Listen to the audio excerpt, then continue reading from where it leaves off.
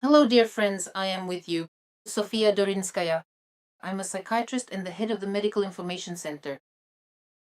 Today, I want to talk to you about oncological disease or cancer because, as I found out, people who consume soda as one of the motives why they consume it, they believe that soda will help them get rid of cancer or prevent this disease.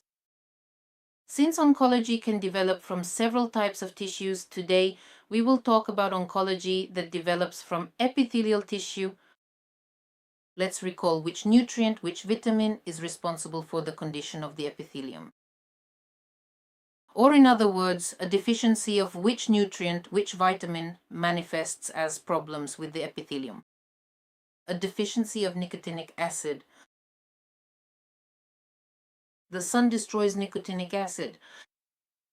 Ultraviolet light also increases the production of vitamin D and improves the absorption of calcium.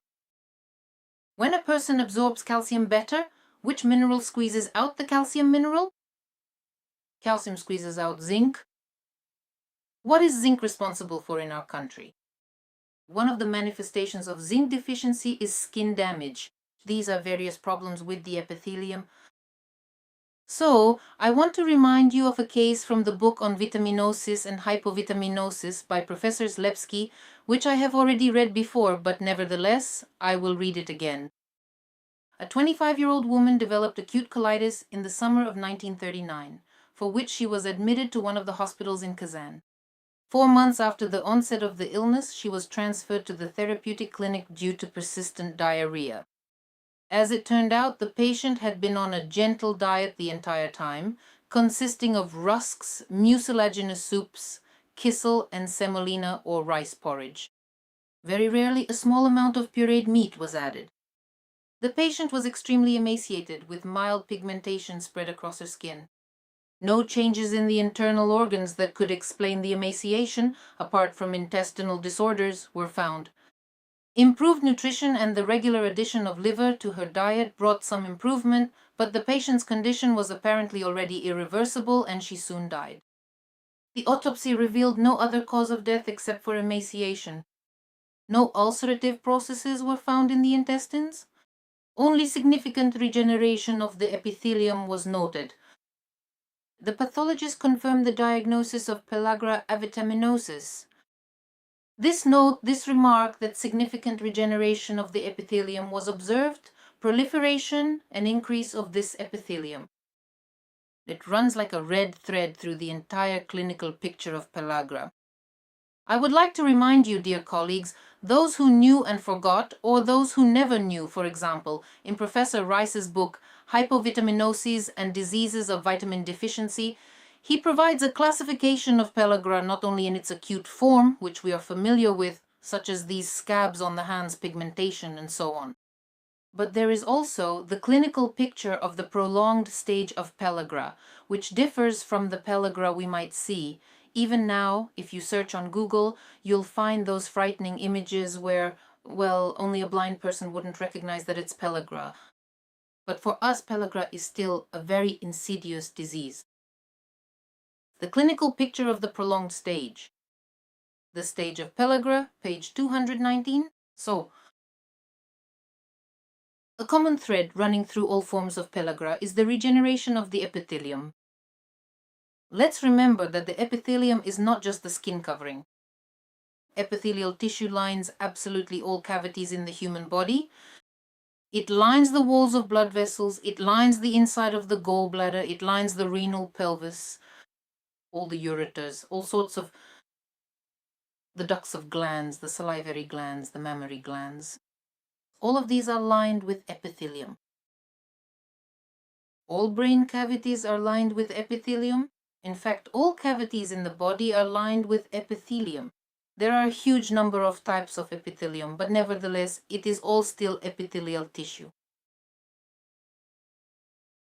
And actually, this excessive overgrowth of the epithelial tissue, when cancer occurs or when malignant oncology specifically arises from epithelial tissue, can be a severe and visible clinical manifestation of the very final and advanced stage of the disease known as pellagra. I'll tell you about a clinical case that I observed for quite a long time. about 15 to 17 years before the person's death. The clinical picture initially began with a noticeable decline in overall work capacity and a persistent low mood, often bordering on clinical depression. The patient experienced diarrhea that alternated frequently with bouts of constipation, though it was mostly constipation that prevailed. Furthermore, intense flatulence tormented the person, while unusual skin peeling would periodically appear and then disappear again. In winter, the person's fingers would swell and crack, and there was hyperemia of the extremities. Doctors diagnosed what they called a cold allergy, but the treatment plan included prescribing nicotinic acid. The person somehow went through this treatment. After this treatment, the symptoms subsided. About 7 years later, the person developed what was then diagnosed as neurodermatitis. What is that? The person developed dermatitis, inflammation and flaking of the skin with redness around the orbital and paraorbital areas. There was dermatitis, inflammation of the skin and flaking, it was red. This inflammation was relieved with a corticosteroid ointment, a hormonal ointment, and it went away very quickly. But in fact, this diagnosis was incorrect because, as I now know from my current perspective, these were pellagrose glasses, classic pellagrose glasses, which at that time no one recognized. And pellagra was not diagnosed, the person was not prescribed nicotinic acid.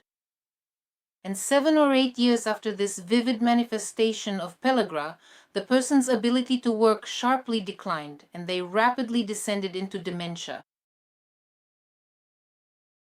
The mood becomes sluggish, apathetic, and the person socially degrades. That is, if previously this person was educated and worked at an institute, now they start wandering around and scavenging through garbage bins. And this happens very rapidly within just a few months. And then the person is suddenly found to have brain cancer, a rapidly progressing cancer originating from the epithelial tissue lining the brain's ventricles and already at the terminal stage of the process. I have observed this phenomenon on a person's heels throughout their entire life. This person used to complain about something on their heels.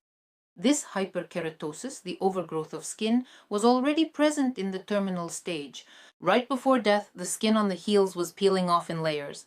Here you can see, as shown, hyperkeratosis of the heels and soles in certain areas, with the skin peeling off in layers. This person's heel skin, for example. It was just like literally the skin was coming off in sheets. I had never seen anything like this before, and officially, the person died of brain cancer. But in reality, now I can say that this person died from a prolonged chronic stage of the disease, of pellagra, from a prolonged stage of pellagra that no one recognized, not even in those Soviet years. And that cancer, the tumor that developed in this person from epithelial tissue, was that very overgrowth. What was noted was only a significant regeneration of the epithelium, that same epithelial overgrowth which naturally began to destroy even the brain tissue. And by that point, of course, when you looked at the scan, there was simply no brain tissue left at the end. Yes, the tumor had just grown to unprecedented, enormous proportions.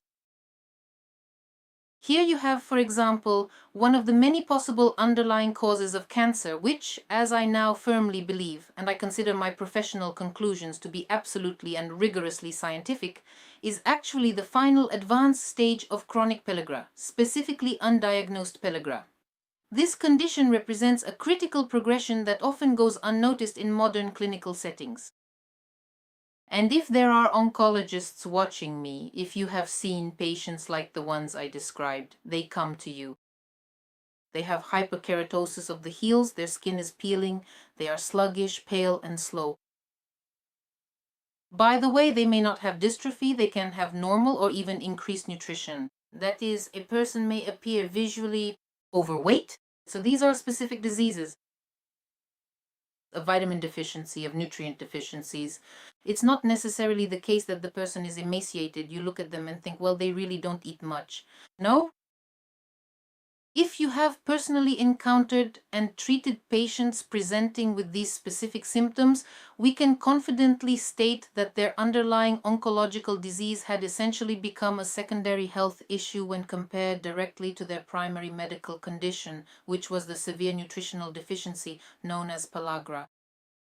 And now, modern. Yes, I frequently read various modern medical studies, and I often come across insightful articles. Nowadays, many leading oncologists say that cancer should be viewed as a manageable chronic disease, rather than just a terminal oncological disease. Yes, that is, it's not an acute condition. It is some kind of lengthy and drawn-out biological process that ultimately reveals itself in the form of a malignant tumor.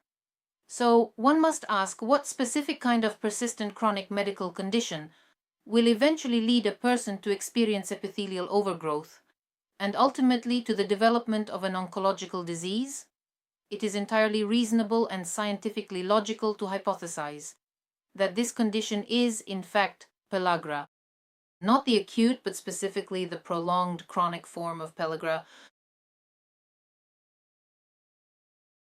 My friends, in this regard, what does the consumption of baking soda have to do with this?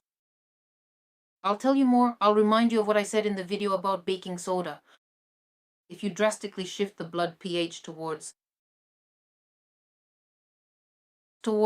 the alkaline side, while blood should be just slightly shifted, homeostasis is just slightly shifted toward the alkaline side. If you push it too far in that direction, right, then your body accumulates all the vitamins because they are acids in order to bring your homeostasis back to the proper state and leaves you with vitamin deficiencies. So it turns out that consuming baking soda simply leads you to vitamin deficiencies, which can be a possible cause of developing oncological diseases, at least those originating from epithelial tissue. And these are the consequences of pellagra. In the terminal stage of vitamin deficiencies, vitamins stop being absorbed. That is, no matter how much you take at that point, it's over, that's the end. The body no longer absorbs vitamins. That is why when we are in a state of hypo or avitaminosis, the dose of vitamins should be increased. And these microdoses they talk about, saying it's the average daily dose, that's the average daily dose for a person living in paradise, born to a mother without any deficiencies, who eats meat, fish, and seafood for pleasure, just living his life. In ideal conditions, he doesn't experience temperature fluctuations, he has absolutely no illnesses, and he is never exhausted. All periods of increased vitamin consumption, such as growth, sports, intellectual activity, increased physical exertion, all these periods for him. There are so many of these nutrients that everything is more than compensated for. Do you understand? And these microdoses of vitamins, these are doses for people living in paradise. But Russia is not paradise, not even in terms of climate. Do you understand? And from here we say that pellagra, this can be the root cause of oncological disease, especially if, according to histology, it developed from epithelial tissue. One last remark. If there are people watching me now who already have this diagnosis and are under a doctor's supervision, you must remain under a doctor's supervision.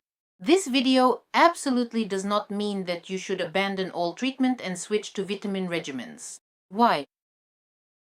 Because all the literature and all studies indicate that when secondary pathology develops against the background of vitamin deficiency, the secondary pathology should be treated according to its own protocol, should be treated separately, and the vitamin deficiency should be addressed separately. In this regard, you can discuss with your doctor whether it is appropriate to add nicotinic acid to your treatment regimen. Zinc is found in oysters. If someone eats oysters, by all means. But you should always know that minerals are antagonists. That is, if you take zinc separately, not as part of a comprehensive regimen, then you should take it according to the instructions for the medication, meaning with breaks.